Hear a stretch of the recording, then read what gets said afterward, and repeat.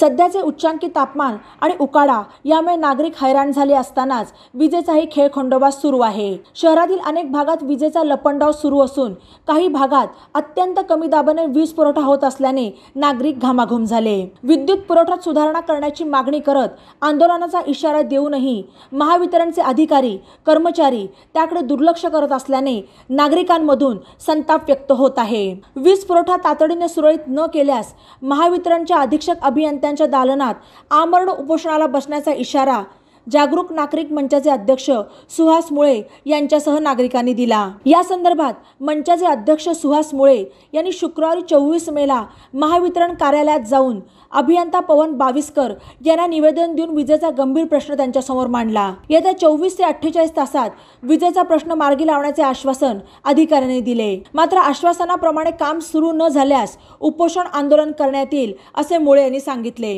यावेळी अरुण आवारी, बाळासाहेब गांधी, गोरक्षनाथ गीते, विकास मुळे, गिरीश गुगळे, श्रीधर नांगरे, अभय कोठारी, सिद्धार्थ पाटील आदी उपस्थित होते।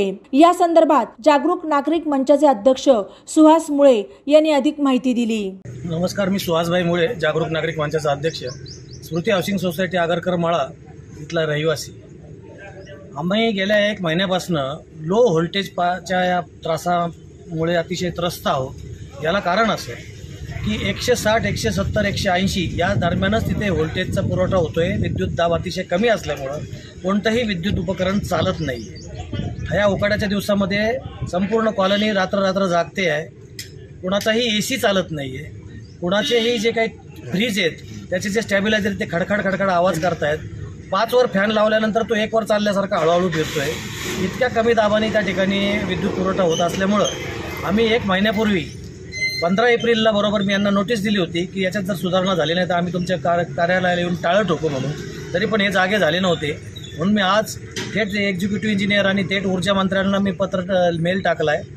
आमदारांना पण टाकला होता, तेव्हा ही सगळी यंत्रणा हल्लेली आहे। आता त्यांनी मला शब्द दिलेला आहे की येत्या 24 ते 48 तासात हा प्रश्न सोडवण्यात येईल। आता आम्ही सगळ्यांनी मिळून स्मृती हाऊसिंग सोसायटीचे जे काही रहिवासी आहेत त्यांना निवेदन दिलेलं आहे। आज काम चालू झालं तर ठीक आहे, आमचा प्रश्न सुटला तर ठीक आहे, अन्यथा मी यांच्या दालनामध्ये येऊन बेमुदत उपोषणाला बसणार। ओके।